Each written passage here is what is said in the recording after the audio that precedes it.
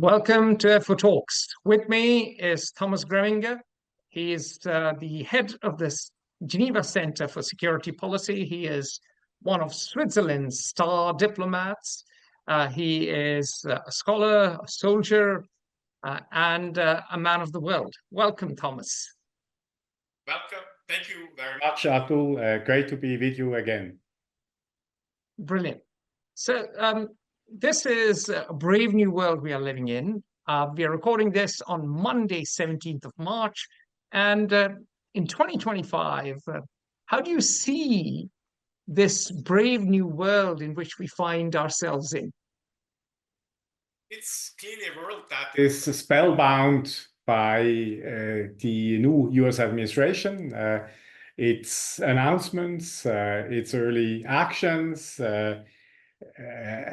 a new administration that has chosen a different path than classical diplomacy in the way they manage external relations. It's a path of disruption, of provocation. Demands are not submitted to partners by arguments, but by provocation or by building up a threat posture, and then one waits for a reaction and then decides either to withdraw or to maintain the threatening stance or to start negotiating. So I think it's a totally different style. And of course, one of the big challenges is to figure out to what extent is an announcement here threat, and to what extent, is this a serious policy move. And I think that is currently what most of the world is caught up with, trying to figure out how to respond to these new approaches, disruptive transactional approaches by the US government. I see. So disruptive approaches of the US government, but it is not just a matter of style. It's also a matter of substance. Out goes the post-World War II order. The US is talking of taking over Canada, Greenland, not to mention Panama. The EU is deemed anti-US. Suddenly, Russia is an ally, or maybe not an ally, but a potential friend, and Ukraine is run by a dictator. So there is a lot of change in substance too, isn't there? Well, I think we still have to see to what extent there is really also a substantive change. In some ways, yes, we do see the imposition of tariffs, and not just threatening imposing tariffs. We do see concrete policy action, but a lot for the time being, remains on a declaratory level. And I think that's also one of the challenges, to figure out, where are they serious? Where is it not more than a threatening posture? I mean, when it comes to one of my favorite topics, European security, the war in Ukraine, on the one hand, you have clearly a new impulse by President Trump. He clearly, wants to achieve a ceasefire as soon as possible. But at the same time, I think we are still struggling with, what would then be a good deal for President Trump? I think this is still not really tangible. What would be a process, that would take us to a ceasefire, and perhaps later on to a settlement of the conflict? I mean, what we've been seeing is a resumption of US-Russian dialogue that is, as such, I think positive. It's good that these two major powers talk to each other again. How far they've come in this resumption of talks is a lot less certain. But then again, coming back to Ukraine, what is a good deal? What is a process? Who sits at the table? Who deals with it on the US side? That's also a big question mark. You know, initially we all thought it would be General Kellogg. Now it seems that he is rather sidelined, and it seems to be Mr. Wickoff, you know, that does heavy lifting in that. But again, I think when it comes to real substance, we do not have a clear sense yet. You know, also, are we really witnessing now a fundamental shift in alliances? You know, is it now the US and Russia against Europe? You know, I'm not so sure yet that this is what we are really witnessing. You can hear, of course, declarations that you could interpret in this way, but when it boils down to real policy changes, I think we'll still have to be a bit more patient and see what is really happening then on the ground, if I may say so. All right. So you've talked about what's happening on the ground, which leads me on to my next question. What is actually happening on the ground? What are the key trends you observe in this brave new world? Well, clearly there is. I mean, allow me to remain on the new US administration. There is clearly this short-term transactionalism that dominates over long-term alliances. We see so that. That's number one. I think we see that when it comes to European security, when it comes to the imposition of tariffs. I think there are several. I mean, there is significant evidence for this. A second trend that I perceive, again, coming out of Washington is not only a transactional, but also a hard power based approach to foreign and security policy. And in a way, there seems to be an abandoning of US soft power politics. So, you know, I mean, basically eliminating development cooperation, dissolving USAID, cutting contributions to multilateral organizations. All this is very fundamentally undermining soft power protection of the United States.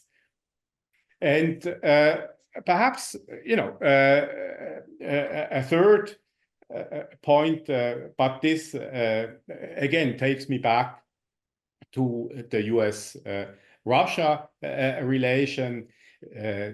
Again, I think what is notable is that there is an attempt for a reset. There has been a resumption of dialogue, but we haven't really seen, you know, the really tough issues being addressed. There seems to be, you know, a normalization of diplomatic relations, fine.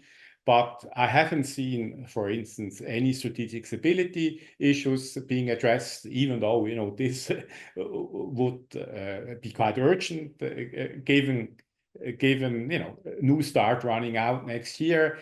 And also, you know, when it comes to potential Russian demands like lifting of sanctions, etc., we haven't really gotten a sense of how far the US government is willing to go here. Right, so let's move on to Switzerland, where you sit. And the US has put Switzerland on a list of non-friendly countries. What does this really mean?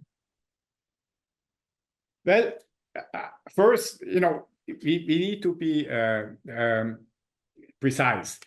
Switzerland is not on a general non-friendly countries list. I'm not even sure if this if this category exists, but we are on a list of countries with unfair trade practices. But I mean, this is that's serious fair. enough. I stand corrected. I stand corrected. I mean, this is serious enough, and obviously this is taken very seriously by Switzerland. Why is this so? Well, Switzerland has a bilateral trade balance with the US with a very considerable surplus by about $25 billion. And so I think that triggered, this move to put us on that list. What, however, is not being said is that at the same time, Switzerland has a deficit in services of around 20 billion. So all in all, if you count it all together, it doesn't look that bad. And but I think the important thing is that Switzerland is taking this seriously. The Swiss State Secretary for Economic Affairs is, as we speak, in Washington, is trying to figure out, why, what are US expectations behind this move. And I would suppose, she would argue with, an extremely open Swiss market. She would certainly point to the fact that we have this deficit when it comes to the service balance. And she would probably also point to the fact that Swiss multinational enterprises employ around 400,000 people in the United States. So I think there isn't really an interest, to trigger any sort of trade war between the two countries. What I like is, that Switzerland is taking it seriously and is trying to address it through quiet diplomacy, and not, through this public diplomacy, not through loudspeaker diplomacy, but diplomatically. You've got an excellent ambassador, Ralph Heckner, in Washington, so that should help. And of course, you're huge investors in research and development. So the Swiss have invested quite a bit in the US and employ, as you said, quite a few people. So that should help as well. So let's talk about moving on from Switzerland to Europe. For decades, Europe and the US have been in a transatlantic alliance. And you just mentioned that the new fashion is transactional short-term gains, not long-term alliances. So are we to infer that this fabled transatlantic alliance is now dead? I don't think so. Look, these strong transatlantic relations have been built over decades, and they're simply too strong to be fundamentally questioned by one US president, by one US administration. I mean, I wouldn't doubt that these relations are currently undergoing a serious test, and clearly there is a particular challenge to European partners who have to step up their contribution to counter military threats on their eastern flank. But even here, I would also see an opportunity, and that is this US pressure on transatlantic relations in a way also represents an opportunity to advance a more autonomous European security policy. And that takes us a bit also back to Trump's first administration. I think already back then, this was the most significant boost to to European strategic autonomy thinking. But obviously, this was pre-war. Now we are in a war scenario, and the war clearly has again undermined how important these transatlantic relations are. So we are in a way in a different situation, but what we are currently seeing over the last days and weeks is a strong mobilization on the European side in terms of more security efforts. Also, I think a will to be more autonomous, and in that sense, Trump may at some point then even become a hero of European strategic autonomy. Excellent. But the alliance question, the alliance you think will persist, it'll outlast Donald Trump? It will. And I don't think that, for instance, he would seriously consider pulling out of NATO. I think there is just too much at stake, not only from a pure security point of view. I think, we need to be very clear that this has always also been an important way of assuring U.S. interests in an absolutely fundamental market for the United States. It has been a way of projecting U.S. power to the European continent, and I think abandoning all of that would even, if you think short-term transactional, even in such a logic, this wouldn't make sense. All right. So let's talk about what you're saying repeatedly, transactional world we live in now. So have we moved from a rules-based order to a transactional spheres of influence world? I think this is an excellent point. And indeed, if you look at the mindsets of, let's say, the presidents of the three major powers, United States, China, the Russian Federation, I think you could make a case that they have a sphere of influence mindset, and that for them, the respect for state sovereignty of neighboring countries and regions isn't particularly strong.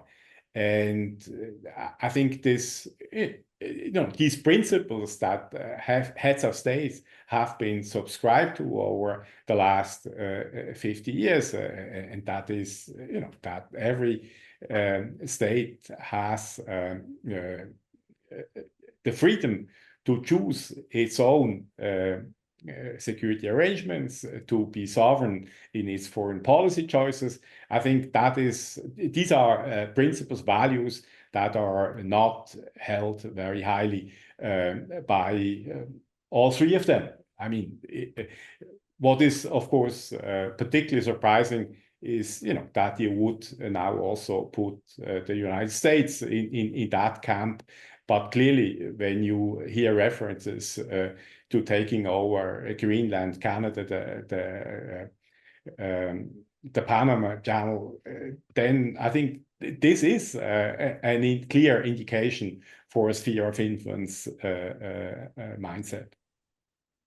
Scary. So, yeah, I mean, if that is the world we live in, is protectionism and hardball bargaining the new reality in this brave new world? And what does this mean for small countries like Switzerland? Well, it's clearly very challenging, if you cannot wield major power. in a world that is dominated by power politics, you obviously have a major issue. And I think what it means for smaller countries like Switzerland is to be, extremely attentive, smart, flexible, adaptive. Don't put all your eggs in one single basket. Diversify your partnerships, diversify your supply chains. Try to avoid to be too dependent by one of these major powers. A question that we keep discussing here in Switzerland is, is neutrality still a tool, that serves us well in this kind of world? And I would definitely argue yes.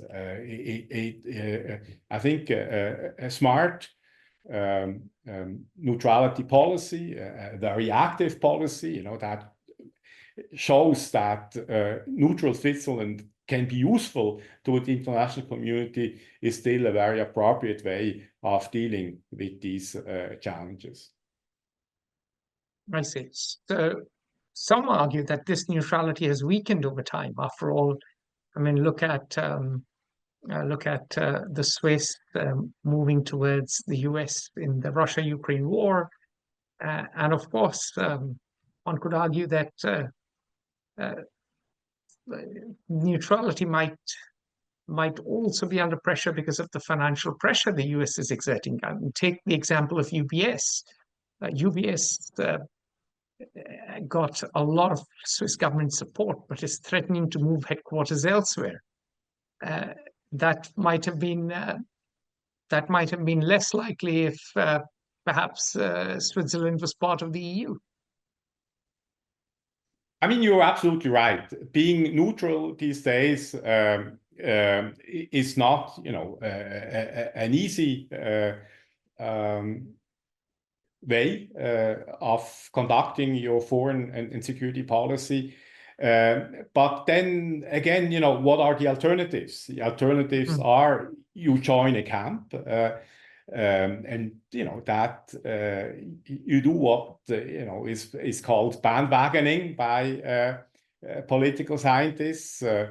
But then you're caught in a camp. You're bound by the decisions of such a camp. I don't think that this is, in such a polarized world, always an advantage. And the other alternative is constant hedging.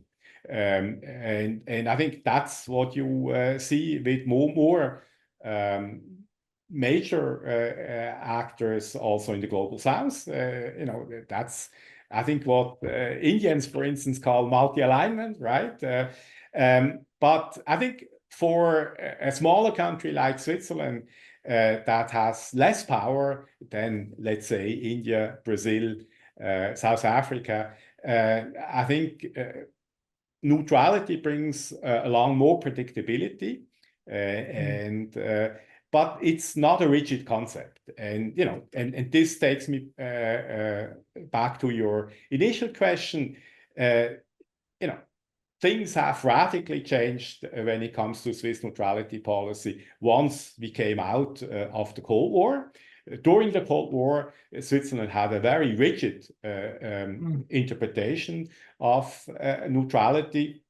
It was called integral neutrality, which basically meant, no significant foreign policy. But then, once we came out of the Cold War, Switzerland had to kind of reinvent its foreign policy. And neutrality policy became much more open. And when you read the still valid neutrality report of 1993, you see that, for instance, adopting economic sanctions are fully in line with the defined neutrality policy after the end of the Cold War. That this then creates dilemmas at some at given points in time is absolutely true.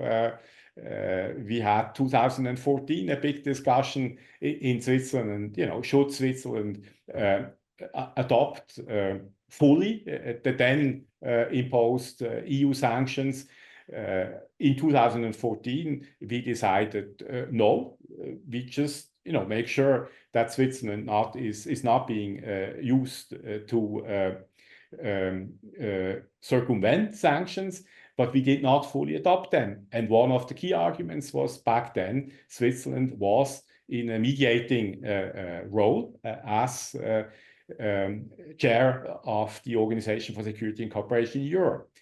Now, when you compare that, just for our viewers and listeners, they should know 2014 is when Russia took over Crimea. So that's what Thomas is referring to. Exactly. So we have basically two things, illegal annexation of Crimea, and you had destabilization efforts in the Donbass. But you did not have, and that takes me to 2022, you did not have a full-fledged aggression against a neighboring country as in 2022.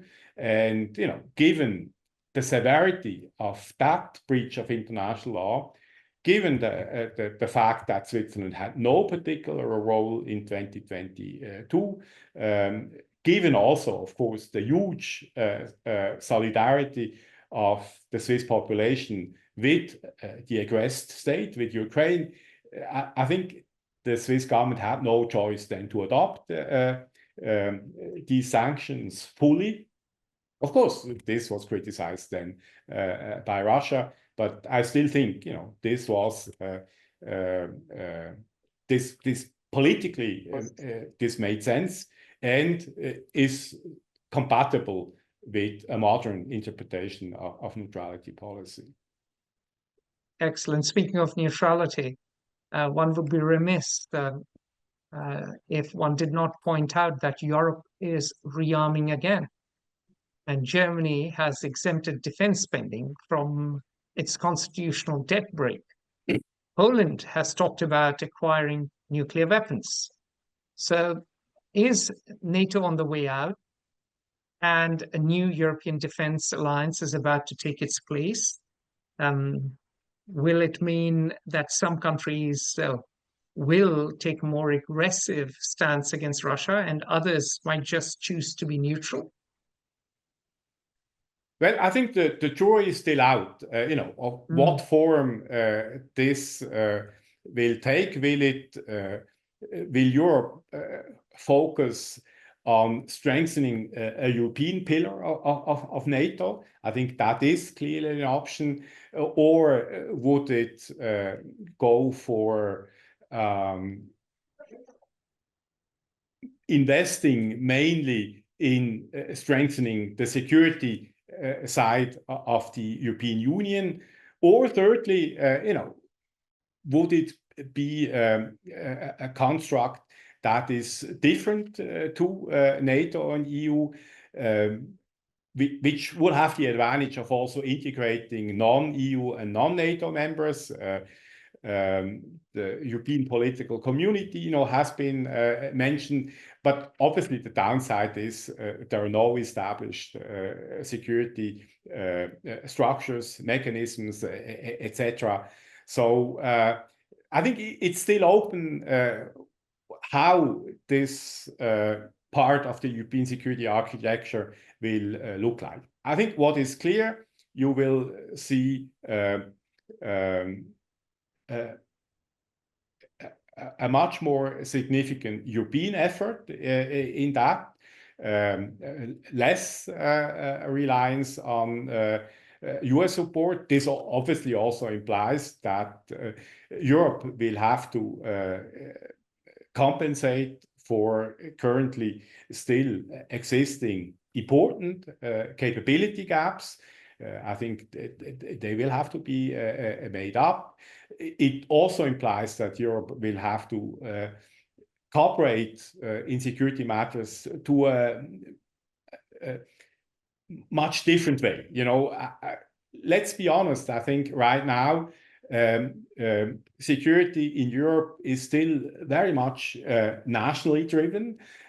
Procurement is nationally driven, and I think this needs to change. You know, you cannot have 12 different tank models in the future of European security. I think you will have to focus on 2 or 3, right? So it's not about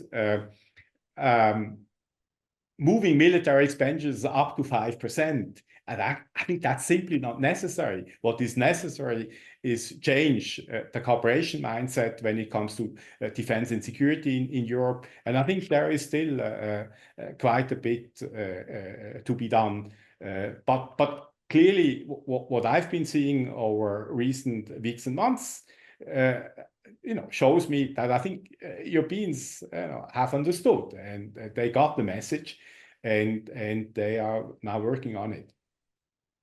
So you say Europeans have got the message and they are now working on it. Does that mean that the Europeans are not going to buy US weapons as much anymore? Because you said you need 2 or 3 tanks. So one of them, of course, is Challenger in Europe, and a key reason to buy US arms has been interoperability. But if the Europeans cannot rely on the US as much as they used to, then they'll have to build their own weapon systems. There is already talk of the fear of the kill switch, or the US not giving you software updates as part of a trade war, even. So it is not just increased spending, it's developing a homegrown defense technology, research and development, almost a military-industrial complex, isn't it? It's true. I think a lot will depend on how this is now being managed on both sides of the Atlantic. I think if it's smartly managed, I would see European security being strengthened, transatlantic relations even being strengthened. If it's poorly managed, if this threat posture remains the dominant feature of US policies, indeed, I think you're absolutely right that one of the consequences could indeed be that then Europeans buy less and less American weaponry, and will basically then resort to European systems only, which probably wouldn't be smart from a security point of view either. But okay, I mean, if there is kind of if there is bullying from Washington, Europe might not have another choice than to do that. But again, I hope this is not the scenario that we are going to see. I hope reason sets in, and complementarity will remain an important principle in European security.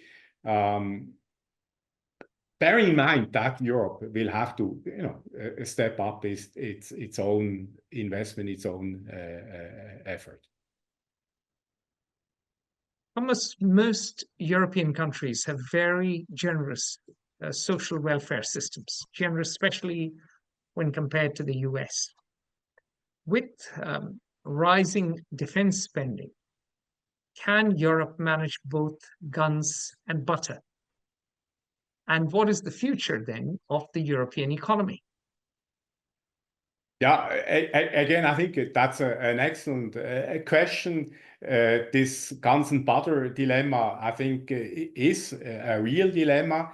And there is obviously a threat of crowding out social expenditures if defense expenditures will have to be kept on a very high level for a very long time. And there is also a risk of inflationary pressure, if this defense spending has to be kept high for a long time. So I think it all depends on the timeframes that we are talking about. And this, of course, then, takes us to developments in Europe over the next few years. Will we see an end to the war in Ukraine? Will we gradually come back to a European security order that contains cooperative elements? Or will we stick for decades to come in a kind of new Cold War with enormous defense expenditures on both sides? I think if the latter is the case, then indeed, this guns and butter dilemma will become much more critical. If the former happens, we may at some point in time again see a peace dividend, that would allow to sustain social expenditures and also deal with all the challenges of an aging population, for instance, of rising health expenditures, etc. So you've mentioned a new Cold War, and I couldn't help thinking, what will be the shape of this new Cold War? Let's hope it never gets that far. Let's hope we have a peace dividend. But in case we don't, will this Cold War be between the US and EU? Will it be between the EU and Russia? Will it even be between the EU and China? Because there are lots of tensions, trade tensions, and Xi Jinping has not deigned to visit Europe. So what will be the shape of this new Cold War? Yeah, again, I think the jury is still out. Well, until a few months ago, one would have said, well, it's probably, the West against, well, the West or against China and Russia. Now, with this attempted reset of US-Russia relations and this declared strategy of President Trump to kind of, pull Russia out of China's embrace, we may see different developments. And then, of course, a lot will also depend on how, for instance, Europe will position itself. I think, will Europe try to kind of remain and keep an independent stance, or will it side with exclusively with the US? When you look at the relevance of economic relations between China and Europe, I don't think that this would be a very favorable strategy for both China and Europe. And I get clearly a sense that China is trying very hard to reach out to Europe. This may not be reflected in heads of states visits lately, but diplomatically, what I perceive is a strong outreach by the Chinese, and I think they would want to deal with a Europe that is as independent as possible. Excellent. Thomas Greminger, thank you so much for your time. It's always a pleasure to have you with us. We hope you'll come back soon. There's lots to discuss in this brave new world, in this fast-changing world. And we wish you all the best with all your endeavors. Thank you very much, Atul. Thank you for inviting me. Join the conversation at Fair Observer and subscribe to our YouTube channel.